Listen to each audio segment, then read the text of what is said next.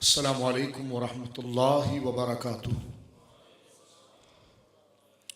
Rabbi इश्रह ली सदरी वयस्सिर ली अमरी वहलुल उक़दतम मिन लिसानी यफ़क़हू क़ौली। अल्हम्दुलिल्लाहिल मुब्दिइल मुईदिल गनिय्यिल हमीद ज़िल अफ़्फ़िल वासिअ वल इक़ाबिश शदीद मन हदाहु फ़हुव सईदुस सदीद। अस्सलातु वस्सलामु अला सय्यिदिल अंबियाइ खातिमिन नबिय्यीन सय्यिदिल मुरसलीन सय्यिदिल अव्वलीन वल आखिरीन सय्यिदिना व हबीबिना नबियना व करीमिना व मौलाना मुहम्मद सल्लल्लाहु अलैहि वसल्लम अब्दुहु व रसूलुहु बिल हुदा व दीनिल हक़्क़ि अरसला। अम्मा बादु फ़अऊज़ु बिल्लाहि मिनश शैतानिर रजीम। बिस्मिल्लाहिर रहमानिर रहीम। वमा अर्सलनाका इल्ला रहमतल लिल आलमीन। आमन्तु बिल्लाहि सदक़ल्लाहुल अज़ीम। व अन अबी मूसा अशअरी रज़ियल्लाहु तआला अन्हु क़ाल क़ाल नबी सल्लल्लाहु तआला अलैहि वसल्लम इन्नल्लाह अज़्ज़ व जल्ल इज़ा अराद रहमत उम्मति मिन इबादिही क़बज़ नबिय्यहा क़ब्लहा फ़जअलहु फ़रतन व सल्फ़न फ़जअलहु लहा फ़रतन व सल्फ़न मिन बैन यदैहा औ कमा क़ाल अलैहिस्सलातु वस्सलाम। रवाहु मुस्लिम औ कमा क़ाल अलैहिस्सलातु वस्सलाम। बिबरकति इन्नल्लाह व मलाइकतहु युसल्लूना अलन नबी या अय्युहल्लज़ीना आमनू सल्लु अलैहि व सल्लिमू तस्लीमा। अल्लाहुम्मा सल्लि अला सय्यिदिना मौलाना मुहम्मदिन व बारिक व सल्लिम सलातन व सलामन अलैका या सय्यदी या हबीबी या रसूलल्लाह। फमबलगुल इल्मि फ़ीहि अन्नहु बशरुन व अन्नहु खैरु ख़ल्क़िल्लाहि कुल्लिहिम व अब्यदु युस्तस्क़ल ग़मामु बिवजहिहि सिमारुल यतामा इस्मतुन लिल अरामिल।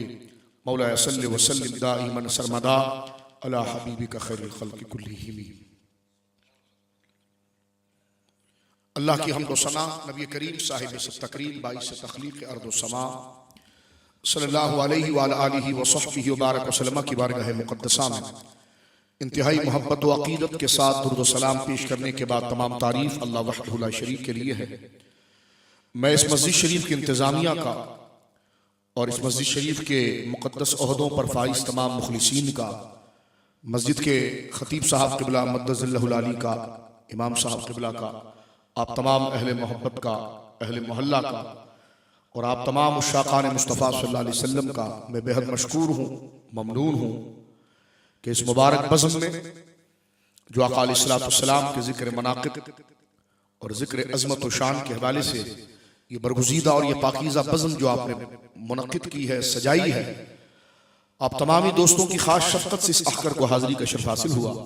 अल्लाह रब्बुल आलमीन जल्ल वाला आप तमाम की हाज़िरी को, तमाम मेहनतों को और इस एहतमाम का बदल अल्लाह रब्बुल आलमीन दुनिया व आखिरत में तरक्की मदारिज अहल व अयाल की खुशबख्ती, दिल व दिमाग का सुकून और अल्लाह रब्बुल आलमीन जल्ल वाला अपने फ़ज़ल ख़ास से नवाजने की सूरत में कबूल फरमाए। मेरे दोस्तों, अल्लामा साहब ने फरमाया कि इस महफिल की क्या वजह होती है।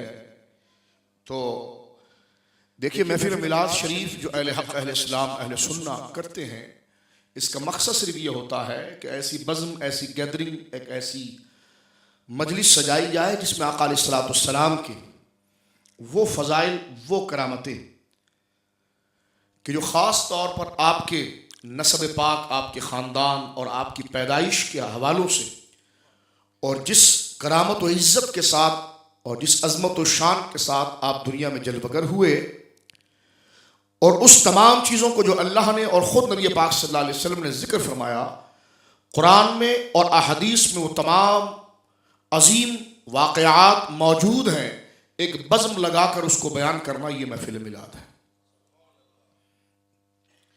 इसके जवाज़ की यही दलील है कि हुज़ूर अलैहिस्सलातु वस्सलाम की अज़मत के हवाले से एक बात, क्योंकि हुज़ूर की ख़ास वो शान बयान करना जो हुज़ूर अलैहिस्सलातु वस्सलाम की आमद के हवाले से, वरना अल्लामा साहब ने कहा कि जो हकीकत है तो हकीकत को तो अल्लाह के सिवा कोई नहीं जानता। हाँ, मेरे और आपके आका जनाब सय्यद आलम सल्लल्लाहु अलैहि वसल्लम की शान व अज़मत इतनी है कि जो हद शुमार में नहीं आ सकती, उसको गिना नहीं जा सकता। ये तकरीरी रंग नहीं है, ये हकीकत है, ये इस्लामी अकीदा है और इस हकीकत को कोई कबूल नहीं करता तो उसकी दाढ़ियाँ यही रह जाती है, खुदा की बारगाह में मकबूल नहीं होती। तो दाढ़ियाँ और नमाजें जब मकबूल होती है कि जब ये कहता है वो कि अब मेरी निगाहों में जचता नहीं कोई, जैसे है मेरे सरकार ऐसा नहीं कोई। उम्मत का अकीदा जब तक यहाँ ना पहुँच जाए, उसकी नमाज जब तक उसको यहाँ तक ना पहुँचा दे, उसकी दाढ़ी उसको जब तक यहाँ तक ना पहुँचा दे, उसकी इबादतें जब तक उसको यहाँ तक ना पहुँचा दे, तो ये सारी चीज़ें पीछे रह गई, किसी काम की नहीं। लेकिन जिसकी नमाज उसको यहाँ तक पहुँचा दे कि वो कुशादा कल्ब, ताज़ा दिल और अच्छे अल्फाज से बरमला ये कह दे कि सबसे औला और आला हमारा नबी, अकीदे के तौर पर कहे, ज़ाहिरी जुबान ना चले, उसकी रूह भी उसके साथ हम आहंग हो, दिल भी उस कैफियत को पा रहा हो। तो जिसने आका अलैहिस्सलाम की अफजलियत, अकमलियत और जामइयत को कबूल कर लिया तो उसको मुबारक हो कि उसकी नमाज ने उस पर असर कर लिया है, उसकी दीनी इबादत ने उस पर असर कर लिया है। क्योंकि नमाज और रोजे का काम यह है कि वो बंदे के दिल को कुशादा करे, अल्लाह उसके रसूल की मोहब्बत के लिए। एक बात इस मौजू को लेंगे तो जनाब इस पर एक अलग मौजू है, इस पर कुरान और अहदीस का एक जखीरा मौजूद है, एक बात। लेकिन मैं इसी बात को आगे लेकर अर्ज करता हूँ इख्तिसार के साथ कि आका अलैहिस्सलाम के फजाइल अल्लाह के सिवा कोई जानता ही नहीं। मेरे इमाम ने कहा ना, तेरे तो वस्फ ऐब तनाई से है बरी, हैरान हूं मेरे शाह में क्या क्या क्या क्या क्या क्या कहते हैं। यानी एक शान बयान करते हैं तो कुरान में उससे बड़ी एक शान सामने नजर आती है, एक वो बयान करते हैं तो उससे बड़ी शान सामने आती है। और मुझे कहने दीजिए कि अल्लाह जिसके सीने को अपनी मोहब्बत के लिए खोल देता है तो फिर वो यही कह सकता है कि लेकिन रजा ने खत्म सुखन इस पे कर दिया, खालिक का बंदा खल्क का आका।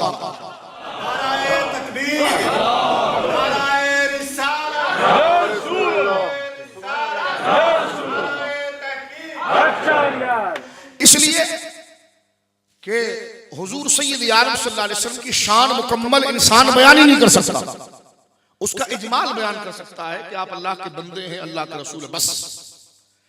इस उन्वान के नीचे जो ना खत्म होने वाले समंदर का सिलसिला है उसको कोई नहीं जानता। इसलिए यही हमसे जमानत ली गई कि बोलो अब्दुहु व रसूलुहु, बस। क्योंकि उसकी गहराई और गहराई को तुम नहीं जानते, कहते बस यही तो सब कुछ है। तो मैंने कहा फिर दुरूद अल्लाहुम्मा सल्ली अला क्यों पढ़ते हो? अगर यही सारा मकाम था तो अल्लाह तुम्हें कहता है कि मैं अपने महबूब की तारीफ कर रहा हूं, इन्नल्लाह व मलाइकतहु युसल्लूना अलन नबी, कि महबूब मैं रब होकर तेरी तारीफ कर रहा हूं, मेरे इतने फरिश्ते जिसको कोई नहीं जानता सिर्फ मैं जानता हूं, वो सब तेरी तारीफ कर रहे हैं। तो ए ईमान वालो तुम भी मेरी महबूब की तारीफ करो, सल्लु या अय्युहल्लज़ीना आमनू सल्लु, तुम भी तारीफ करो। ये हुक्म आ गया, वाक़ीमुस्सलात, नमाज पढ़ो तो आप पढ़ लेते। ये नहीं कहते या अल्लाह हमसे तो हमारी तो टांगे दुख रही, हम नहीं पढ़ सकते, फरिश्तों से पढ़वा ले, ऐसा नहीं कहते। या अल्लाह यहाँ तो रोजे 20-20, 22-22 घंटे के हम रख नहीं सकते, या अल्लाह तो फरिश्तों से रखवा ले और हमारी तरफ से कबूल कर ले। कोई अगर ये कहेगा तो आप हंसेंगे और कहेंगे खफ्ती हो गया, ये क्या बात कर रहा है, कुरान का हुक्म है वाक़ीमुस्सलात, नमाज पढ़ो। अल्लाह तुझे नमाज पढ़ने कह रहा है और तू जो है फरिश्तों से नमाज पढ़वा रहा है। इसी तरह जब अल्लाह ने मुझे और आपको कहा दुरूद पढ़ो तो हम दुरूद क्या पढ़ते हैं, अल्लाहुम्मा सल्ली अला, या अल्लाह तू ही दुरूद पढ़ दे। तो ये अजीब सवाल है, अल्लाह मुझे कह रहा है दुरूद पढ़ने के लिए, मैं दोबारा अल्लाह को कहता हूँ। हम लफ्ज बोलते हैं ना, दुरूद का जो सीगा बोलते हैं उसका माना ये बनता है। अल्लाह हमें कहता है सल्लू, तुम दुरूद पढ़ो, जैसे कहना वाक़ीमू ये भी अमर है, सल्लू ये भी अमर है, अकीमू तुम नमाज पढ़ो तो पढ़ देते हैं आप, हाँ पढ़ लिया अल्हम्दुलिल्लाह, मगरिब पढ़ ली, इशा पढ़ ली। सल्लू दुरूद पढ़ो, तारीफ करो मेरे महबूब की, तो हम खड़े होकर तारीफ में क्या कहते हैं, अल्लाहुम्मा सल्ली अला, ए अल्लाह तू तारीफ कर दे। नमाज के वक्त तो हम ये नहीं कहते कि या अल्लाह फरिश्तों से पढ़वा ले, हम नहीं पढ़ सकते। लेकिन जब हुजूर की तारीफ की बात आती तो कहते हैं या अल्लाह तू खुद ही कर दे, समझ रहे? जबकि सीधा ये होना चाहिए था, अल्लाहुम्मा सल्लैतु अलन नबी सल्लैना अलन नबी, या अल्लाह तूने मुझे ये कहा कि दुरूद पढ़, तो सल्लैतु मैंने दुरूद पढ़ दिया, पास्ट सल्लैना हमने दुरूद पढ़ लिया, ओ सल्लियो मैं दुरूद पढ़ रहा हूं, पढ़ूंगा, मुसल्ली हमने दुरूद पढ़ा है अब पढ़ेंगे। लेकिन ऐसा कोई सीगा दुरूद में नहीं पढ़ते। दुरूद इब्राहिमी अपने नमाज में आप पढ़कर देखें, आप कहते सल्ले, या अल्लाह तू हमें कह रहा है पढ़ने, तू हमें कह रहा है तारीफ कर, और हम कह रहे हैं तू ही तारीफ कर। इसमें वजह क्या है? इसमें वजह यह कि नमाज तो तुम पढ़ सकते हो, मुस्तफा की तारीफ तुम कर ही नहीं सकते। अगर हुजूर की तारीफ यही अब्दुहु व रसूलु था तो आगे से आप क्यों नहीं कहते सल्ले, क्यों कहते सल्लैतु अला अब्दिही व रसूलिही? लेकिन नमाज में आप दुरूद क्या पढ़ते? अल्लाहुम्मा सल्लि अला मुहम्मद, या अल्लाह तू ही भेज दे अपने हबीब पर तारीफ के गजरे, तारीफ के सलाम और नजराने। क्यों? अपने हो या गैर हो, तमाम ये बात लिखने पर मजबूर हो गए कि हुजूर की शान इतनी है कि रब के हुक्म पर अमल भी करना है और अमल करने में कोई गलती ना हो जाए। रब कह रहा है तारीफ करो, हम तो एक तारीफ करते हैं तो उससे ऊंचा रुतबा नजर आता है, उससे बड़ी शान नजर आती है, और तारीफ करो तो सारी तारीफ कैसे होगी? तो कहते हैं हम आजिज हैं इससे, इसलिए दोबारा हुजूर रब की बारगाह में कहते हैं कि या अल्लाह तूने उनको पैदा किया है, तूने शान अता फरमाई है, तू उनकी शानों का खालिक है, तू उनकी शानों को जानता है, तो हमारे बस में ये नहीं था, इसलिए हम आजिज़ी इनकिसारी और अपनी पस्ती को कबूल करते हुए, अपनी कमी और अपनी कमजोरी का एतराफ करते हुए कहते हैं अल्लाहुम्मा सल्लि अला, या अल्लाह जैसी उनकी शानें हैं ना, हम तुझसे दुआ करते हैं कि वैसे ही तू अपने महबूब की तारीफ कर दे।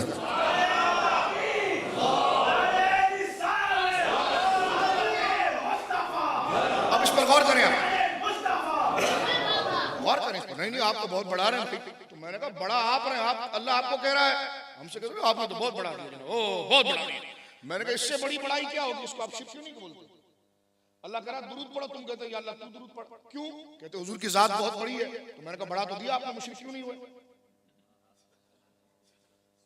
आपने तो बहुत बड़ा दिया। मैंने कहा कोई माई का लाल पैदा ही नहीं हुआ जो मुस्तफा की शानों को बढ़ा सकता है, क्योंकि मेरे आका की शान मेरे रब ने ऐसी बढ़ा दी है कि बड़ा रब ही जीत सकता है। हाँ, जिस हवाले से आप हमला करना चाह रहे हैं तो सुन लो, हुजूर को सिर्फ खुदा ना कहा जाता है ना कोई समझता है, हुजूर को खुदा का बेटा ना कोई कहता है ना कोई जाहिल समझता है, बस इसके अलावा सब कुछ कहना, बस ये नहीं कहता। यही कहा इमाम बूसरी ने, माद्दतहु नसारा फी नबीही, फरमाया वो ना कहना जो नसरानियों ने अपने नबी के बारे में कहा। तो क्या कहना? फरमाया फनसुब इला ज़ातिही मा शिअता मिन शरफिन, इसके अलावा जो इज्जत की चीज मिले आग बंद करके मुस्तफा की तरफ भेज दे। कहने लगे चिरागे क्यों किए? मैंने कहा यही क्यों ना, जो इज्जत की चीज है हुजूर की तरफ सजाया। तो मैंने कहा जो इज्जत की चीज है सब हुजूर की तरफ मंसूब। ये कायदा है मौलवी साहब, ये बुखारी से पहले पढ़ा जाता है, और गलती से आपने बुखारी पहले पढ़ ली, इसलिए आप समझना मुश्किल है। किसी को जनाब डॉक्टर की, यानी यूं समझिए कि जो हमारे वहां मैट्रिक सिस्टम होता है, मैट्रिक के क्लास में बैठा दिया, उन्होंने केजी भी नहीं पढ़ी थी। अब वो किताबें उनके सामने है तो समझने का एक मसला, बयान करने का एक मसला, और वही इख्तिलाफ पड़ जाए तो कहेंगे जनाब आप कितना पढ़े हुए? कब अभी तो आया हूं। तो अभी आगे आपने किताब उठा ली, आपको पहले नर्सरी जाना चाहिए, KG 1 KG 2, ये उसूल वहां समझे जाते हैं, यहाँ समझाया नहीं जाता, यहाँ उसका जो आउटपुट है वो दिखाया जाता है। तो बुखारी उसकी वजाहतों के बारे में, लेकिन खैर चला आगे चले। मेरे आका अलैहिस्सलाम की शान और अज़मत और मकाम का हाल देखें मेरे दोस्तों क्या है कि अल्लाह ने आका अलैहिस्सलाम को बुजुर्गी और शान अता फरमाई है कि जो हद हिसाब से बाहर है, और ये कोई इख्तिलाफी मौजू नहीं है, ये हर मुसलमान को समझना चाहिए। इस बात को समझेंगे ना आप थोड़ी देर समझकर, और यहाँ पर आपका कोई टाइम नहीं खराब हो रहा, हम इसको गैर जरूरी समझते हैं इसलिए कि हमें उसका म्यार नहीं पता रहता, हम समझते नहीं। लेकिन अगर कहीं कारोबारी कॉन्फ्रेंस हो तो फिर जो उस ऑडिटोरियम में पांव रखने की जगह नहीं होती, क्योंकि उस माल की अहमियत हम समझ रहे होते हैं।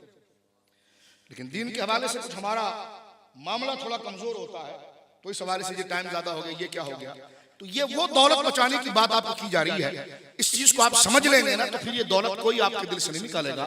नमाज के मसलों को इतना टिक कर समझना जरूरी नहीं जितना हुजूर के इश्क को समझना जरूरी है, क्योंकि नमाज के मसले को सीख कर बंदा सिर्फ नमाजी बनता है, और हुजूर की अकीदत को सीख कर बंदा मोमिन बनता है। जरूरी दोनों है, लेकिन दर्जा हुजूर की अकीदत का ज्यादा यूं है कि हमें कुरान बताता है व मिनन नास मन यक़ूलु आमन्ना बिल्लाहि वल यौमिल आखिर व मा हुम बिमुमिनीन, बहुत से नमाज पढ़ने वाले होंगे, नमाजें उनकी कबूल नहीं होगी, क्यों? अकीदत हुजूर की नहीं है। तो इसलिए ये बात बताई जा रही है, और ये ना कोई चिढ़ने की बात है ना इख्तिलाफ की बात है, इसलिए कि हम सब नबी पाक का कलमा पढ़ने वाले हैं, तो हमें इतनी अवेयरनेस और आगाही होनी चाहिए कि हम जिस नबी का कलमा पढ़ रहे हैं उनकी शान क्या है और उनका मर्तबा क्या है। तो मेरे दोस्तों जरा तवज्जो सुनिए, हम थोड़ा सा मजीद आगे चलते हैं। अल्लाह रब्बुल आलमीन जल्ल वाला ने अपने महबूब को जो शान अता फरमाई, तो सहाबी का मुशाहिदा अगर आप देखेंगे तो हैरान हो जाएंगे। किसी सादे से, हमारे पंजाब के, सिंध के, बलूचिस्तान के, दुनिया के किसी भी सादे से मुसलमान से अगर आप पूछें जो हुजूर की नाते पढ़ता हो, हुजूर का एहतराम करता हो, हुजूर के खानदान का एहतराम करता हो, उससे पूछे कि जी आप नबी पाक के बारे में क्या कहते हैं, तो वो आपसे अगर मैं पूछ लूं अभी कि आप नबी पाक के बारे में क्या कहते हैं, तो पहले तो आपका मीटर शुरू हो जाएगा, कौन सा लफ्ज बोलूं, कौन सा लफ्ज बोलूं, कौन सा लफ्ज बोलूं, क्या बोलूं, क्या बोलूं। लेकिन अक्सरियत जो आप लफ्ज बोलेंगे वो बोलेंगे वो अल्लाह के महबूब है। ये बोल कौन है हुजूर, कि जी अल्लाह के महबूब है। कौन है हुजूर, कि जी अल्लाह के महबूब है। एक साथ कहने के बस, मैंने कहा इसी में सब कुछ है, यही बयान किया, कहते अल्लाह के महबूब, बस क्यों, मैंने कहा अल्लाह को जानता हूं तो महबूब का मर्तबा खुद ही पता चल जाता है। और ये बात हम नहीं कर रहे, ये सहाबी ने हुजूर का तारुफ कराया था। अब मैं यहां पर क्या पूरी मौजज़ात की सारी किताब पढ़ के सुना दूं आपको, लेकिन आप जरा सुनिए। यहां पर हजरत खालिद बिन वलीद सैफ बिन सयूफिल्लाह रज़ियल्लाहु ताला हुजूर के सहाबी हैं, तो वो जो सुनिए वाक़या, फिर घर में अपने बच्चों को, दोस्तों को बताइए। ज़रक़ानी के अंदर मौजूद है, जो सीरत की बड़ी बुनियादी किताब है, अल्लामा कुस्तलानी की उसकी शरह अल्लामा अब्दुल बाकी मालिकी ज़रक़ानी ने की है। वो एक वाक़या खास ले आए।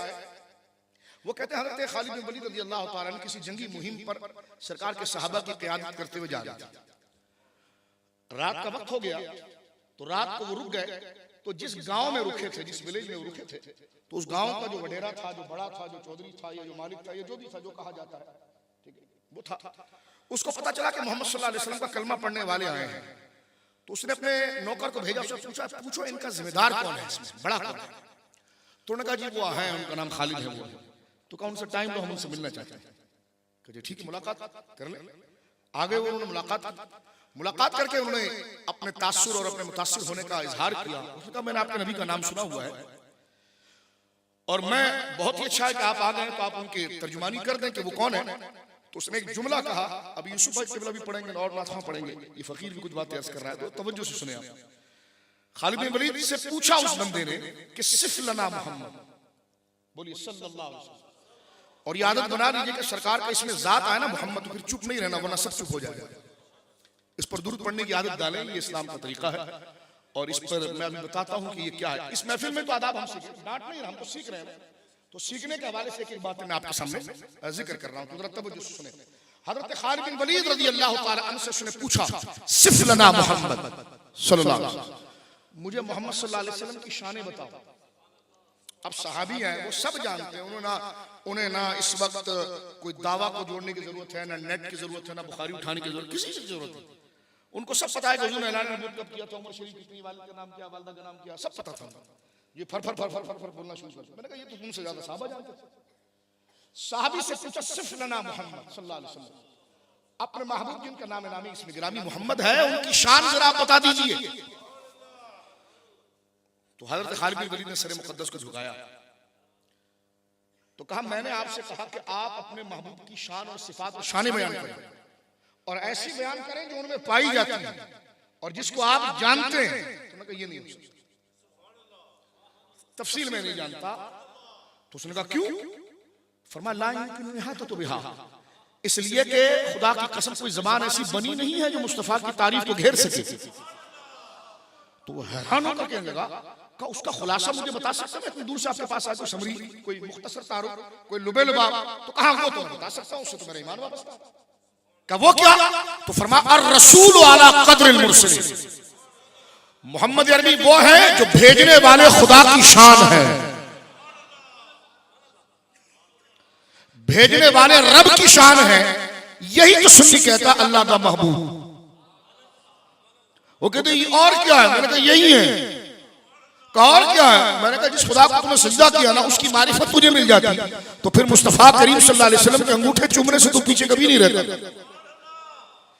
तो ये सहाबी की तारुफ करा रहे, अर रसूल अला क़द्रिल मुरसलीन। फरमा रसूल कौन है? फरमा भेजने वाले की शान। बोलिए सुभान अल्लाह, भेजने वाले की वो शान है। तो मेरे दोस्तों, इस मुकदमे को समझने के बाद क्या अलैहिस्सलाम को अल्लाह ने कैसे मकाम अता फरमाया। मेरे इमाम से एक सवाल जब हुआ कि हुजूर अलैहिस्सलाम की बशरियत से मुतल्लिक क्या अकीदा रखें।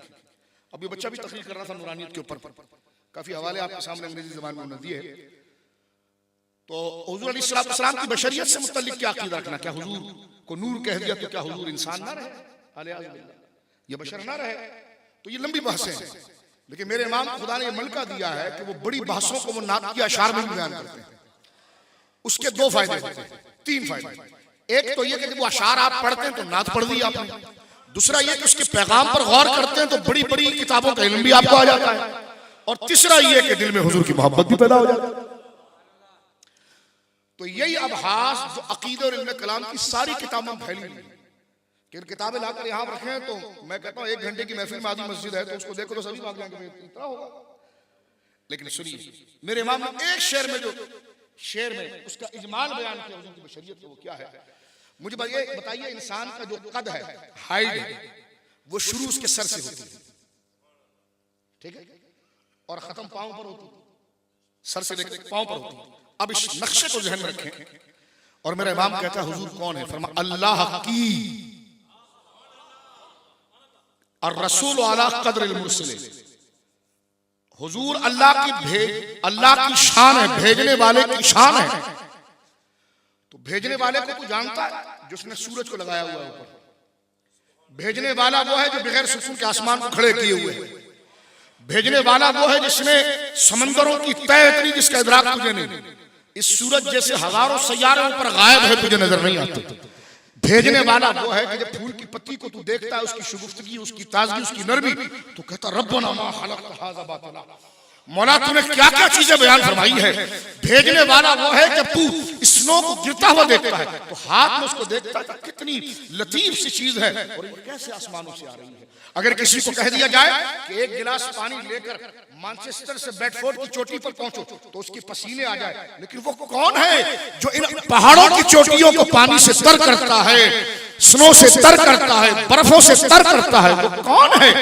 वो कौन है जो एक कब्र से 50 मुर्दों को खड़ा करता है? वो कौन है जो एक कुन कहकर सारी कायनात को पैदा करता है? उसको समझ गए तो मुस्तफा उसी के महबूब है। जिसकी तौहीद जितनी मजबूत होती है वो उतना आशिक रसूल होता है। ये कायदा है। लेकिन हमारे वहां उल्टा है, जिसकी तौहीद मजबूत कर रहे हैं वो खुद फारिग हो रहा होता है, क्योंकि वो हुजूर अलैहिस्सलाम को अल्लाह का गैर समझना शुरू कर देता है। गैर बमाना ताज़ीम और तकरीब के हवाले से। लेकिन सहाबा किराम की तौहीद इतनी मजबूत थी, वो खुदा की अज़मत को इतना जान गए थे और फिर सोचते कि वही खुदा जिसके ये महबूब है। कहा फिर तो इनका थूक भी जमीन पर नहीं गिरना चाहिए, फिर तो इनका पसीना भी जमीन पर नहीं गिरना चाहिए। पसीना तो दरकिनार, जो इंसान पानी पीता है तो पेशाब आता है ना, तो शिफा उठाकर देखें। मेरी माँ सईदा आयशा सिद्दीक़ा रज़ियल्लाहु तआला अन्हा खुद ये कहती है कि जब सरकार ने इदा अराद अल खला, सरकार जब बैतुल खला की तरफ गए, कहते मैं गई, फला रहा मिनका मिन शै, का हुजूर मैं गई, वहां तो कोई चीज नहीं थी। वो फाहत राइहतुन तय्यबतुन, हुजूर वहां सिर्फ खुशबू ही खुशबू थी और कुछ ना था। सरकार दो आलम ने फरमाया कि आयशा अवमा अलिमती, क्या अभी तक मैंने तुझे ये बात समझाई नहीं कि इन्नल्लाह अमरा अलल अर्दि अन तबतलिआ मा यखरुजु मिनल अंबिया, फरमाया जमीन को ये हुक्म है कि जो मेरे जिस्म से निकले वो उसको गायब करे, लेकिन खुशबू ही खुशबू नजर आती है।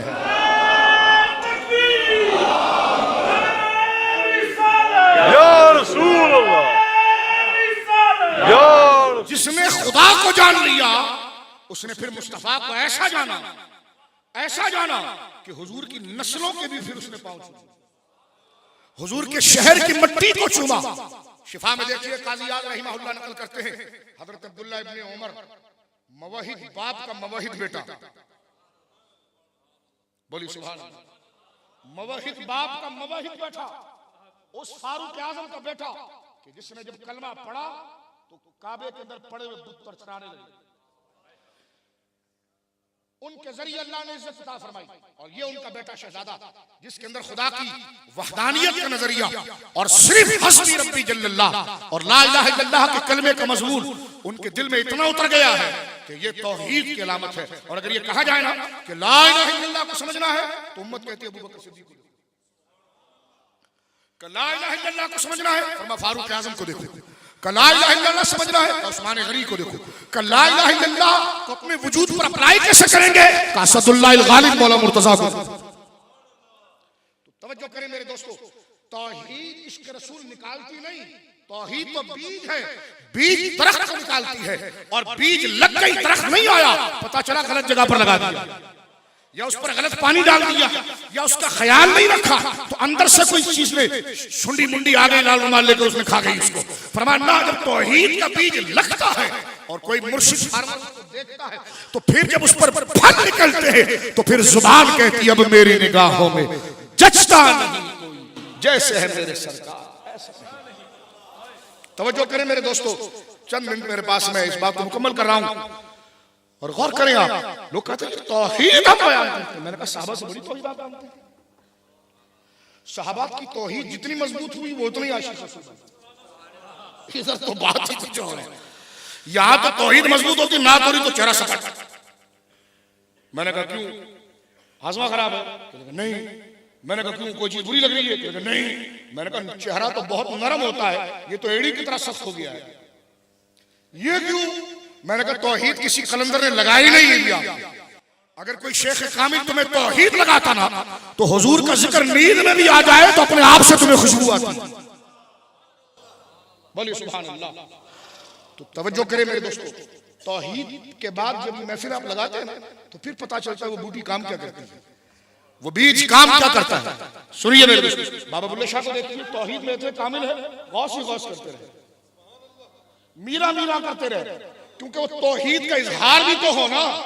तो तौहीद का इजहार होगा तो फिर ऐसा होगा कि जो तौहीद वाले हैं फिर बंदा उन्हीं का दीवाना होगा। तो तवज्जो करें मेरे दोस्तों, बात मेरी समझ में आप जो बात कर रहा हूं। हाँ, ऐसा नहीं कि मैं अपने जज्बात में बोलता चला जा रहा हूं और आपके लिए थोड़ी कोई सिकल हो रहा है। तो मैं यहां पर अर्ज कर दूं आखिर में छोटी सी बात कि जिनकी दिलों में तौहीद ला इलाहा इल्लल्लाह का पौधा लगाना, तो वो फिर ऐसे आशिक बन के सामने आए, जिसकी तौहीद हिली वो आशिक भी ढीला, जिसकी तौहीद मजबूत उसका इश्क रसूल भी मजबूत। हजरत अब्दुल्लाह इब्न उमर की बात कर रहा था, सहाबी हैं, आए सरकार के रोज़ा मुबारका पर, शिफा ने देखा, सीधा रोज़ा मुबारका पर जाने की बजाय पहले हुजूर के मिंबर पर गए। हमारे सुन्नी जो है ना, मदीने पाक जाते हैं ना, तो पहले मेरे आका सैयद शौदा के दरबार में जाते हैं। एक ड्राइवर से बोला, ये क्या कर रहे हो? मैंने कहा तो रियाल पकड़ा, ज्यादा ना बोल, इतने दूर से टिकट लेके तेरा भाषण सुनने आए थे हम यहाँ पर, तेरे को हम दे रहे किराया, तू अपने किराए पर नजर रख, तू हमको भी दीन सिखाएगा। मैंने कहा नहीं ले जाना, गाड़ी उतार, हम दूसरी टैक्सी पकड़ लेंगे। मैंने कहा मदीने जाऊंगा तो पहले सैयद शौदा के दरबार में ले जाना। उसने कहा नरो हो इला बैत मस्जिद नबविया। मैंने कहा क्यों, ये पैसे पे लिखा हुआ था। मैंने कहा पहले मैं वहां जाऊंगा। मैंने कहा मैं पहले अपने घर जाऊं तो जा सकती हूं, तो मैंने कहा फिर सैयद शौदा के घर क्यों ना जाऊं। खैर मुख्तसर छोड़ें आप, मैं आपको पहली दफा मैंने देखा है कि उलझाव ना हो जाए, आगे चलते। तो हजरत सैयद शौदा के दरबार पर हम जाते हैं अक्सर, अहले सुन्नत आशिक जो नहीं जाता गुनाहगार नहीं है, बेअदब नहीं है, लेकिन जो जाता है वो फिर और होता है। ये अपनी बात नहीं कर रहा, मैं तो उनकी नकल में गया था। हाँ, मैं तो उनकी नकल में गया था, तो ये शेखी ना हो जाए, मैं तो उनकी नकल में गया था। अब आप देखिए, आपने मेरे से, मैंने जिनको देखा उनको मैंने सुना, अब आपको सुना, अब आप भी ये करेंगे। तो सुनिए मेरे दोस्तों, क्यों? इसलिए कि जो यादें हुजूर की याद को भड़काती है ना सीने में, आशिक पहले उतर जाता है, ताकि फिर वो मस्जिद नबवी में जाए ना तो कालीन में ना खो जाए, मीनारों में ना खो जाए। हालांकि सब इज्जत वाली चीज है, इज्जत वाली जगह है, अल्लाह उसको सलामत रखे। हर मुसलमान दुआ करता है, लेकिन जो अकीदत है ना हुजूर की, वो ले जाए जालियों तक। ऐसा ना हो जो मेरे इमाम ने कहा कि तेरी वहशतों से दिल मुझे क्यों ना आ आए, तू उन्हीं से दूर भागे जिसे तुझ पे प्यार आए। तो सुनिए मेरे दोस्तों, हजरत अब्दुल्लाह इब्न उमर साहबी रसूल हैं, जब वो हुजूर के रोज़ा मुबारका पर जाते हैं तो डायरेक्ट कब्र शरीफ पर नहीं जाते, बल्कि पहले हुजूर की मिंबर पर जाते और खड़े हो जाते, यादें ताज़ा करते। उनको इसकी जरूरत नहीं है, वो हमेशा बेदार है, ठीक है। लेकिन ये तरीका है आशिकों का, और ये अरब वाले कर रहे हैं, गुजरात वाले नहीं कर रहे। वो कहता मैं तो अरब में रहा, मैंने तो देखा नहीं है, तो पंजाब में होता। मैंने कहा पंजाब में भी वो होता जो दाता लेकर आया, और दाता वही लेकर आए जो नजब अशरफ में आया था, और नजब अशरफ में वही आया जो मदीना मुनव्वरा से आया था, कि महबूब रब्ब अर्श है उस सब्ज कुब्बा में, महबूब रब्ब अर्श है उस सब्ज कुब्बा में, पहलू में जलवागाह अतीको उमर की है। बोलिए सुभान अल्लाह। तो मेरे दोस्तों, हजरत अब्दुल्लाह इब्न उमर जाते और जाने के बाद सरकार के मिंबर के करीब जाकर उसको मसा करते हैं। ये तो पंजाब वालों का तरीका है। तो कहीं पंजाब वालों का तरीका भी तो साहबा से मिला है ना। अब आप गलत स्कूल में चले गए तो हम क्या कर सकते थे। अब आप देखिए कि हजरत अब्दुल्लाह इब्न उमर पूरा मसा किया उन्होंने मिंबर का, और मसा करने के बाद अपने चेहरे पर लगाया। शागिर्दों ने पूछा क्यों? कहा मेरे आका बैठते थे। बोलिए सुभान अल्लाह। तो मैं ये कहना चाहता हूं, हजरत अब्दुल्लाह इब्न उमर से आपने बुखारी में रफ़ैदैन की हदीस तो बता दी, लेकिन उनका अब्दुल्लाह इब्न उमर का मिजाज कहां छोड़ा है? उनका मिजाज कहां छोड़ा है? तो सुनिए मेरे दोस्तों, मैं इख्तिताम की तरफ चलता हूं। उम्मत ने ये मकाम अता फरमाया, साहबा ने हमें इस अंदाज में एक्सप्लेन किया कि जो खुदा को जितना जानता है वो मोहम्मद अरबी को उतना गुलाम हो जाता है। जिसको सजदों में जितना मजा आता है वही समझ सकता है कि खड़े होकर सलाम पढ़ने में क्या लज्जत है। जिसको सजदे में, जिसको तिलावत में जितना मजा आता है, उससे कभी पूछो अंगूठा चुमने में मजा कितना है। मैं एक सफर में था, एक खामा का बंदा टकर गया, मुझे पहचान लिया, यूट्यूब पर देखी, बोला आ जाओ तुम। मैंने कहा आप अच्छा मुलाकात हो, कहने लगा ये तुम अंगूठा क्यों चूमते हो? तो मैंने कहा देख भाई, झगड़ा नहीं भी, सफर है ऐसे 4 घंटे का स्टे और 12 घंटे की फ्लाइट है। अभी यहीं से दिमाग अगर ऐसा हो जाए तो सफर कैसे गुजरेगा। मैंने कहा चलो ये दलाइल मलाइल मुनाज़रे नहीं करते, अच्छी बात नहीं, छोड़। मैंने कहा ऐसी बात कर लेते हैं, फ्रैंकली बात नहीं कर सकते, हमको प्यार मोहब्बत में बैठ के बात नहीं कर सकते। अगर तू थोड़ा खर्चा करके 2 पेप्सी ले आ तो मैं भी पी लूं और तू भी पी लो, बात हो जाए। कह लगा चलो करते हैं बात, ठीक है कर लेते। मैंने कहा पूछे, वो कह लगा जी आप ये अंगूठा क्यों चूमते? मैंने कहा देख भाई, जो देखते थे वो तो पांव चूमते थे। छोटी सी हाँ यूसुफ भाई, जिन्होंने देखा था हाय हाय उन्होंने पांव चूमा। हम जैसे किस्मत से आ रही जिन्होंने देखा नहीं था, हम उस नाम मुबारक को चूम रहे हैं। मैंने कहा इस लॉजिक में सब कुछ है। अगर ये रूह ये जज्बा तेरे अंदर नहीं तो तुझसे मुनाजरा करके क्या करना है? तू अपनी गली से ही, मैं अपनी गली से, हमारे पास टाइम थोड़ी ऐसे आशिक मिले इनके साथ बैठ जाए, तेरे साथ बैठने की क्या करना। तो सुनिए मेरे दोस्तों, जिसकी तौहीद जितनी मजबूत होगी, जो अल्लाह से जितनी लौ लगाएगा वो उतना बड़ा आशिक होगा। अब मुझे बताइए, अल्लाह की तौहीद को फैलाने वाले लाल रुमाल वाले बाद में आए, सूफिया पहले आए। मेरे ख्वाजा गरीब नवाज रज़ी अल्लाह अन्हु वरज़ाहु अन्हु सबसे पहले आए, जब तक किसी की हुकूमत नहीं थी। हुजूर सैयदना गौसुस सकलैन पहले आए। हुजूर क़िबला बाउल हक नक्शबंद रज़ी अल्लाह अन्हु वरज़ाहु अन्हु पहले आए। मुझे बताइए, काफिर को देखा तो उसने कलमा पढ़ा, और वो खुद कैसे थे? उन्होंने कलमा भी पढ़ाया, और उनके जिस मुरीद को देखो वो नातों पर भी मचलता है और तिलावत पर भी मचलता है। तो जिसकी तौहीद दुरुस्त थी उससे हुजूर की मोहब्बत भी, खुशबू भी आती है। जिसका बीज जरा इधर उधर लग गया ना तो वो ला इलाहा इल्लल्लाह तो कर रहा है, लेकिन खुशबू पता चलती है ना कि कागज का फूल है, प्लास्टिक का फूल है, या वाकई में गुलाब का फूल है। कैसे पता चलेगा? अगर प्लास्टिक का बिल्कुल तरो, और आज तो चाइना, तो फिर चाइना है, उसने तो गुदास भी पैदा कर दिया वैसे नरम नरम है, बिल्कुल करीब, यानी टच करके भी आप कह सकते हैं गुलाब है। लेकिन हम धोखा नहीं खाते, हम सूंघते हैं। इसलिए सुनिए कि दाढ़ी देखी तो सुनिए नात पढ़ी आपने क्या, बस खुशबू आगे चले। तो अकीदे की खुशबू आती है, तौहीद की बोलिए खुशबू आती है। ये चिढ़ाने के लिए नहीं कह रहा, हम सब नबी का कलमा पढ़ने वाले हैं। ये मस्जिद बनी नबी के जिक्र की, अगर नहीं बनी तो फिर बनी किस लिए, मुझे ये बता देना। ये मुझे जो जुबान दी गई है, अगर मैं अपने नबी की तारीफ ना करूं तो किसकी तारीफ करूं? जब खुदा ने मेरे नबी को शान ऐसी दी है, जब उसने देकर नहीं छुपाया तो मैं फिर पढ़कर क्यों छुपाऊं? बोलिए सुभान अल्लाह। और जिस महफिल में महबूब की शान सुरीली आवाज में सुनाई जाए या कुरान की आयतों में सुनाई जाए, उसी महफिल को महफिल मिला दिया। अब आइए गुफ्तगू खत्म करता हूं मेरे दोस्तों इस बात के ऊपर मैं कि हुजूर की बशरियत कैसी। मेरे बाप ने कहा, देखो मैंने भी आपको बताया कि बंदे का कद सर से शुरू होता है, पांव पे खत्म होता है ज़हन में। तो इसलिए महफिलों में जरा तरोताजा भी बैठा करना, क्योंकि ये भी हमारे मामूलात में से। ये कोई, मैं मिजाज की तरबियत की महफिल में नाराज मत होइए, ये कोई मिजाज है। हम तो स्कूल, मैंने कहा वो स्कूल में यहाँ जरा मुंह अच्छे होने चाहिए, थोड़ा खिलने चाहिए, क्योंकि आपका दिल मुझे खिला हुआ नजर आ रहा है तो वो चेहरे भी खिले हुए नजर आना चाहिए। बोलिए सुभान अल्लाह। क्या आपकी तकरीर में जरूरी है? मैंने कहा नहीं, इस बच्चे को बिठा दो, ये नात पढ़ेगा और हमें इसी तरह चेहरे खिलखिलाकर बात करनी होगी, इसलिए कि जिसकी शान बयान कर रहा है उनके लिए चेहरा सख्त रखना ये अहले ईमान का काम थोड़ी है। बोलिए ना सुभान अल्लाह। आप पर शक नहीं है, नाराज मत होइएगा। आप ये जो बैठे हुए हैं तो इसीलिए तो बैठे हुए हैं आप, लेकिन आप जरा थोड़ा और आगे बढ़े ना, अब जरा थोड़ा और आगे बढ़े। बाप के सामने अगर बैठे तो कोई टेक नहीं लगाता।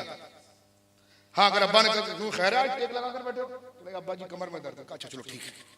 अगर हमें बैठा हुआ है तो तुझे पता नहीं तेरा अब्बा बैठा है तो टेक लगाया हुआ है। मैं कैसी बात कर रहा हूँ, हमारे वहां पाकिस्तान में देख ले भाई, मैं अपने वालिद गिरामी के सामने कभी नंगे सर में, ये कोई ऐसा नहीं, एक मोहब्बत और ताज़ीम, कभी साथ में बैठने की जरूरत नहीं, ठीक है। तो फिर ये तो बाप बहुत पीछे मेरे दोस्त। हमने तो ये ख्वाजा ख्वाजगान और गौसे आजम के लिए भी करना है, हमने तो थोड़ा ऊपर जाकर सरकार की बारगाह में भी करना है। तो अक्सर मैंने यहाँ पर देखा है, और मेरा ये अखलाकी फरीज़ा है, डांट डपट तनकीद नहीं। हमारे लोग अक्सर जो टांगों को फैला कर भी बैठते हैं, तो टांगों में अगर दर्द है तो उसको अगर सीधी कर ली तो तनकीद नहीं। अब मेरे बात का कोई गलत मतलब ना निकाले, ठीक है। वो थक गए बेचारे, उन्होंने टांग थक गए इसलिए टेक लगाई उन्होंने। ये जो मेरे भाई बैठे हुए हैं सब आशिक रसूल, लेकिन मैं एक मसला बयान कर रहा हूँ, लेकिन थोड़ा इससे कभी हटना भी चाहिए, ठीक है। क्योंकि अगर हमारे वालिद बैठे हमने टांगे फैलाई हुई, और यहाँ के वजीर आजम का जिक्र हो रहा है टांगे फैलाई हुई, तो ये चीजें अच्छी इस हवाले से लगती है कि जो आशिक होता है वो बहुत मोहतात होता है, वो बहुत, और ये जज्बाती रवैया नहीं है। सरकार का दराजगोश जिस पर मेरे आका सवारी करते थे ना, जिसको इंग्लिश में आप डोंकी कहते थे, उस दौर में सवारी वे होती थी खच्चर। बुखारी शरीफ में मौजूद है कि जब उसने पेशाब किया ना, तो एक बंदे ने कहा इस पेशाब में तो बदबू है। अब्दुल्ला बिन रवाहा ने उसको चांटा मारा और कहा ये हुजूर की सवारी, तुझे नहीं पता कि इसके पेशाब में खुशबू है? तो हम तो उनके मानने वाले हैं ना, वो कहाँ छोड़ा है, हम वो कहाँ छोड़ा है। तो मेरे दोस्तों सुनिए, और गुफ्तगू खत्म मेरे इमाम के शेर पर के, कौन है मेरे मुस्तफा? फरमा अल्लाह की, बोले सुभान अल्लाह। अभी आपने सारी हदीसें सुनी, क्योंकि जो अल्लाह को समझ गया वो नबी पाक को समझ लेगा। इस इजमाल में फरमा अल्लाह की सरता बकदम, शान है ये। हुजूर को नबी नहीं मानते आप, हुजूर को आप बंदा नहीं मानते, तो मैंने कहा सब्र करना है थोड़ा। आपका नाम जब तक इश्तिहार में अलकाब के साथ ना ले तो आप भी बर्दाश्त नहीं करते। हमें जरा समझ जाए, आप तो टक करके नाम ले रहे हैं, जरा समझ जाए आप। ये जबानें जो मिली है, दहन में ज़बान तुम्हारे लिए, बदन में हिजाब तुम्हारे लिए, हमारे यहाँ तुम्हारे लिए, उठे भी तो जरा सुन लीजिए इस बात को, जरा टिक कर सुन लीजिए। अगर आपने मुझे बुला लिया तो 2 मिनट जरा बर्दाश्त कर लीजिए, फिर बाद में जो फैसला कर लीजिएगा। लेकिन सुनिए कि अल्लाह की सरता बकदम शान है। इंसान नहीं, इंसान वो इंसान, बस ये अकीदा। इंसान है लेकिन इंसान इनकी तरह कोई इंसान भी नहीं। आपने हुजूर को इंसान नहीं माना, मैंने कहा माना, कमान लिया इंसान, मगर मैंने कहा इनकी तरह कोई है भी नहीं। मैंने कहा बात मुकम्मल करना, आधी बात ना करना। फरमा हुजूर इंसान है ना, मैंने कहा फिर, मैंने कहा उन जैसा कोई इंसान है भी नहीं। वो क्यों? मैंने कहा जब तक वो नहीं होता है तो अकीदा बनता भी नहीं। हमारे वहां तराजू का निशान भी यूं होता है, टोपी यूं नहीं, टोपी भी सीधी होती है, ताकि तराजू भी सीधे है और पीछे टोपी भी जो है वो सीधी है। आगे पीछे हम टेढ़ा मेढ़ा नहीं करते, बात बिल्कुल सही रखते हैं। हुजूर इंसान है लेकिन इंसान नहीं, इंसान वो इंसान। बोलिए सुभान अल्लाह। बस मसला ये है, इंसान नहीं इंसान वो इंसान है। ये अगर ये मफहूम को हम समझ गए ना कि इंसान नहीं इंसान वो इंसान है ये, तो फिर मिलाद का इतराज खत्म हो जाता है। आपने तो किसी के लिए नहीं किया, मैंने कहा इंसान नहीं इंसान वो इंसान है। तो थूक का अदब भी किसी के लिए नहीं किया गया, पसीने का अदब भी किसी के लिए नहीं किया गया। और मैं एक रिवायत पढ़ दूं यहाँ पर। मैं कल देख रहा था ज़हाबी की किताब सिरा अलाम नुबला में, हजरत अमीर माविया के तर्जुमे में ये बात लिखी है ज़हाबी। अब मुझे कोई ब्लेम ना करे कि आपने ये बोल दिया। मैंने कहा ज़हाबी को लाकर उसको बस मैं अपना बात मुकम्मल कर रहा हूँ, इसलिए कि ज़हाबी के आने के बाद मुझे एक बहुत बड़ी तायद मिल जाती है। ज़हाबी ने हज़रत सैयदना अमीर माविया रज़ियल्लाहु ताला के तर्जुमे में लिखा कि जब हज़रत अमीर माविया रज़ियल्लाहु अन्हु अपने दौरे खिलाफत में मदीना मुनव्वरा पहुंचे, अभी मेरे पास आजकल तो स्मार्टफोन का भी ज़माना है, तो ये मैंने उसकी पिक भी ली पढ़ते हुए, अगर किसी को चाहिए तो मैं दे भी देता हूँ। क्योंकि मैं आपने कहा आप ऐसा क्यों बोलते हो? मैंने कहा इसलिए मुझे अपनी पगड़ियाँ बहुत पीछे नजर आती है, हुजूर की मदीने की मिट्टी बहुत आगे नजर आती है। हाँ, ये नखरे मखरे वो करे कि जिसको अपने जुब्बे बहुत अच्छे लगते हैं। तो जरा तवज्जो करें यहाँ पर। आप हजरत अमीर माविया जब गए मदीना मुनव्वरा तो खादिम को भेजा कि उम्मुल मोमिनीन सैयदा आयशा सिद्दीक़ा बिन्त सिद्दीक़ की बारगाह में कहो कि जो आका का मोए मुबारक है ना, मैं उसकी ज़ियारत चाहता हूँ, और सरकार की जो चादर मुबारक है ना, मैं उसकी ज़ियारत चाहता हूँ। मेरी माँ ने इजाजत दी, अंदर गए, एक बर्तन पानी का लिया छोटा सा, साथ में रखा, चादर को पहले रखकर अपने सर पर रखा। बोलिए सुभान अल्लाह। आज क्यों नहीं होता? दीन तो उस वक्त बचाना था। अगर ये खिलाफ दीन था तो साहब ये काम करता। कोई कह देता कि भाई अभी अभी तो तुम लोगों ने शिर्क से तौबा की, दोबारा चादरों के पीछे भाग रहे हो। लेकिन वो और है, ये और है। खुदा के बंदे इधर आके समझना, अपना महबूब अपना आका समझ के जरा देखेगा तो सब बातें समझ में आ जाएंगी। अगेंस्ट में होगा तो फिर कोई बात समझ में नहीं आएगी। फिर तो आयत भी पलटा रहा हूं, जरा आगे के सफर पढ़े आगे का। मैंने कहा यही पढ़ूंगा, कद जाअकुम मिनल्लाहि नूर, यही पढ़ूंगा वरफाअना लका ज़िक्र, यही पढ़ूंगा व अरसलनाका इल्ला रहमतल लिल आलमीन। पूरा कुरान ये छुपाएगा, मैं दोबारा से पढ़ूंगा। बोलिए सुभान अल्लाह। हाँ, इसको कहते हैं महफिल मिलाद। सुनिए मेरे दोस्तों, तो मैं अर्ज कर रहा था, हजरत अमीर माविया ने सर पर वो चादर रखी सरकारी दो आलम सल्लल्लाहु अलैहि वसल्लम की, और मोए मुबारक शरीफ को मेरी उंगलियां इस लायक नहीं, मैं समझाने के लिए आपको बता रहा हूं, ठीक है ना। मोए मुबारक शरीफ जो सरकार का बाल मुबारक है, दाढ़ी मुबारक का, उसको लिया हजरत अमीर माविया ने और पानी के बर्तन में डाला और फिर निकाला, फिर पानी को पिया। अल्फाज है ज़हाबी के, क्योंकि अगर ये बुखारी में भी आते तो इतने जोरदार ना हो, तो ज़हाबी नहीं लिखा इसलिए जोरदार है। जो यहाँ पर समझदार बैठे हैं समझ रहे होंगे, मैं बात नहीं खोलना चाहता। तो ज़हाबी लिखता है कि हजरत अमीर माविया ने बकिया पानी को इस तरह अपनी हथेली पर डाला और डालने के बाद जिल्द पर यूं रगड़ा, पूरे जिल्द पर रगड़ा, और रावी कह रहा मैं देख रहा हूं, इसको कहते हैं तौहीद। बोलिए सुभान अल्लाह। मुझे एक नाबीना का हवाला मिला था, वो कहने लगा हाँ साहबा ने किया है, लेकिन साहबा ने किसी गैर साहबी के साथ कभी ये नहीं किया। तो मैंने कहा साहबा गैर साहबी से करते ही, गैर नबी से करते ही क्यों? क्योंकि जब सबसे बड़े ही नबी है तो उन्हीं के साथ किया जाएगा ना। मैंने कहा हम अंगूठा तो हुजूर के नाम पर चूमते हैं, तो जब साहबा सब करते नबी के लिए तो आप भी थोड़ा हमारे साथ 50-50 होकर आप भी चूमने से अर्ज किया है, क्योंकि गौसपा के नाम पर तो नहीं चूमा जा रहा है, ख्वाजा साहब के नाम पर तो नहीं चूमा जा रहा। तो मेरे दोस्तों, जरूरत इस अमर की है कि हम आका अलैहिस्सलाम की शान जलालत को पढ़ने की कोशिश करें, समझने की कोशिश करें। और जो हुजूर अपने मज़ार मुबारक में तशरीफ ले गए तो खुद फरमाया कि मेरा मज़ार में जाना गम न करना, आहो फुगा न करना, ढंडोरा न पीटना, इसलिए कि जो जाए और खत्म हो जाए, जो ना मिले न राब्ता हो तो गम वो है। फरमा पहले से ज्यादा मैं तुम्हारे लिए तैयार हूं। मुस्लिम शरीफ किताबुल फदाइल की हदीस से सरकार फरमाते हैं इन्नल्लाह अज़्ज़ व जल्ला, अल्लाह रब्बुल आलमीन जल्ला व अला इज़ा अरादा रहमता उम्मती मिन इबादिही, अल्लाह जब किसी नबी की उम्मत किसी बंदे पर रहमत करना चाहता है तो क़बदा नबियहा क़ब्लहा, उसके नबी को उससे पहले मज़ार में बुला लेता है। आप शोक क्यों नहीं कर रहे हैं, शोक क्यों नहीं कर रहे हैं? तो मैंने कहा आपके घर भी तो परसों शादी हुई थी, आप भी तो कलमा पढ़ते हैं, आपने शोक क्यों नहीं किया? ये सब हमारे लिए रहेगा, हम नाचे तो शोक, तुम नाचो तो पेशा, ये हमारे लिए रहेगा। तो क्यों नहीं किया? तो कहता वो तो थोड़े दिन का था। तो मैंने कहा यहाँ भी थोड़े दिन का था, और यहाँ सुन्नी बैठकर अल्हम्दुलिल्लाह कुछ और नहीं कर रहे, अल्लाह उसके रसूल ही का नाम ले रहे हैं।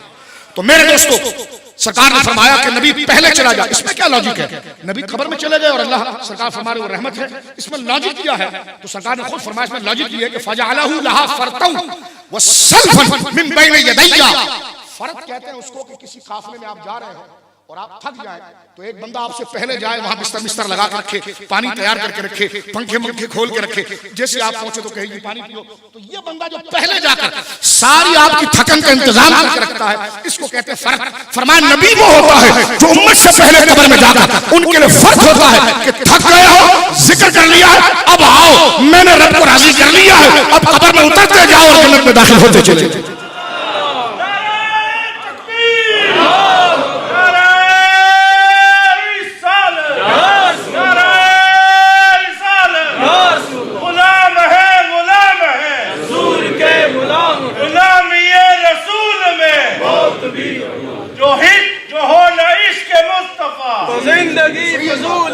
इकबाल को आप देखिए दाढ़ी नहीं थी, कुछ लोगों ने कहा तो मौलवियों के काम होता, मैंने कहा उसके भी काम नहीं थे, लेकिन वो आखिरी दिन तक तड़पते रहे। मैंने कहा ये तमाम चीजें जरूरी है अपनी जगह पर शरीय तालीम सबसे दर्जे में, लेकिन जो खास हुजूर से ताल्लुक है उसके लिए मिंबर और सफ नहीं देखी जाती। सही है, उसके लिए मिंबर और सफ बोलिए नहीं देखी जाती। आपने देखा होगा फेसबुक के ऊपर कितने जुलूस हो रहे हैं। 2 दिन पहले अफगानिस्तान कंधार में जुलूस निकला है, कैसे हालात वहां पर खराब, लेकिन आशिक निकला, किसी को गाली नहीं दे रहे थे, बात उठाकर कह रहे कि फिदा का वही भी उम्मी या रसूल अल्लाह। हुजूर हम आपसे दूर हुए तो धोखे का शिकार हो गए, आपके इश्क से दूर हो गए तो फिरकों में बैठ गए। तो हुजूर आज अहद करते हैं कि मेरा सब कुछ आप पर कुर्बान या रसूल अल्लाह। यमन की तस्वीरें चली तो मैंने अपने तज्जिया किया, मैंने कहा देखो एक तरफ से मुखालिफत के फतवे आते रहे, लेकिन रब ने जिम्मा उठाया था ना। ये मस्जिद कौन सी है? इस सिटी सेंटर वालों ने तो नहीं जिम्मा उठाया ना कि हम नात करेंगे तो हुजूर का जिक्र चलेगा। ये तो हम अपनी आखिरत खुद संवार रहे हैं। खुदा जिसका जिक्र कर दे उसमें कमी कौन सी हो सकती है? तो मैं गुफ्तगू अपने इमाम के शेर पे करता हूँ। मेरे इमाम ने क्या प्यारी बात फरमाई और जिक्र कभी रुक ही नहीं सकता। क्यों? अर्श पे ताजा छेड़छाड़। जुमला सुनिए, इसको कोई रोक ही नहीं सकता। और आजकल के तनाजुर में बिलखुसूस अफगानिस्तान, यमन, इराक, शाम, पाकिस्तान में आपको पता है अफवाज पाकिस्तान ने 21 तोपों से सलामी दी। बोले ना सुभान अल्लाह। वगैरह नहीं होगा, एक धमाका डम कर फरमा बशीर की आमद मरहबा। उसने कहा रोकेंगे, दूसरा फौजी ने डम करके धमाका हुआ, फरमाया आमिना के लाल की आमद। तीसरा धमाका हुआ डम करके नजीर की आमद, बोलो। चौथा धमाका हुआ और फिर उससे आवाज निकली अल्लाह के नायब मुतलक की आमद। मेरा इमाम कहता है अर्श पे ताजा छेड़छाड़, फर्श पे तुरफा धूमधाम। मुल्ला जी कान जिधर लगाइए तेरी ही दास्तान। बोलिए सुभान अल्लाह। कान जिधर लगाइए तेरी ही दास्तान है। अल्लाह रब्बुल आलमीन हमें तकब्बुर और हसद से महफूज रखे और हुजूर के जिक्र में अल्लाह रब्बुल आलमीन हमें हम आहंग करे। चापलूसी से हटकर हल इस्सान के तहत मस्जिद हाज़ाकुल्लाबाद रखे। और मुंतज़मीन का मैं बेहद मशकूर हूँ कि उन्होंने मुझे मनाक़िब को बयान करने का मौका दिया और मैंने कोशिश की कि अपने और आपके दिलों को कुछ बेदार करने की कोशिश करूँ उनके हवालों के साथ जिनके दिल हुजूर की मोहब्बत में रोशन है। वाखिर दावाना अल्हम्दुलिल्लाहि रब्बिल आलमीन।